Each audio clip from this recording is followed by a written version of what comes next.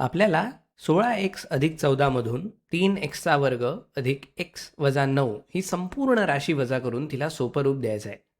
जेव्हा आपण एखादी संपूर्ण राशी वजा करतो तेव्हा याचा अर्थ असा होतो की आपल्याकडे इथे 16x अधिक 14 आहे आणि त्यात आपण दुसऱ्या राशीची विरुद्ध राशी मिळवत आहोत. किंवा असंही म्हणता येईल की आपण ऋण 1 ने 3x चा वर्ग अधिक x वजा 9 ला गुणून ती राशी मिळवत आहोत. याकडे पाहण्याचा दुसरा मार्ग म्हणजे आपण हे वजा चिन्ह कंसातील सर्व पदांना देऊ शकतो. नेमके हेच आपण इथे करणार आहोत. आपण फक्त या संपूर्ण राशीची ऋण राशी मिळवत आहोत, म्हणजे तिची विरुद्ध राशी मिळवत आहोत. त्यामुळे हा जो पहिला भाग आहे त्यात मी कोणताही बदल करणार नाही. तो 16x अधिक 14 असाच राहील. पण आता मी हे वजा चिन्ह दुसऱ्या राशीच्या पदांना देणार आहे. म्हणून ऋण 1 गुणिले 3x चा वर्ग होईल ऋण 3x चा वर्ग. मग ऋण 1 गुणिले धन x होईल ऋण x किंवा वजा x, कारण तो अधिक x आहे. मग ऋण 1 गुणिले ऋण 9 इथे लक्षात ठेवा, आपल्याला तिथे असलेल्या वजा चिन्हाचा विचार करावा लागेल. तो त्या पदाचा एक भाग आहे.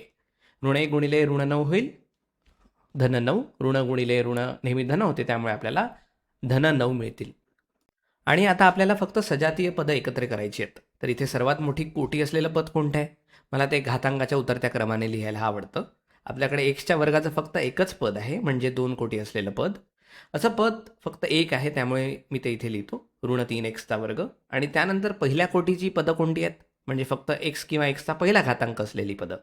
आपल्याकडे 16x आहे आणि त्यातून आपण 1x वजा करणार आहोत, म्हणजे 1x.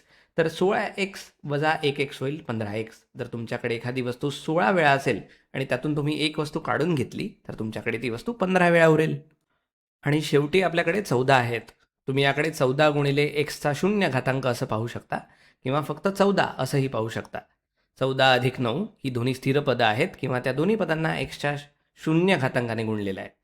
14 अधिक 9 होतात 23, आणि आपलं उदाहरण सोडवून झालेलं आहे.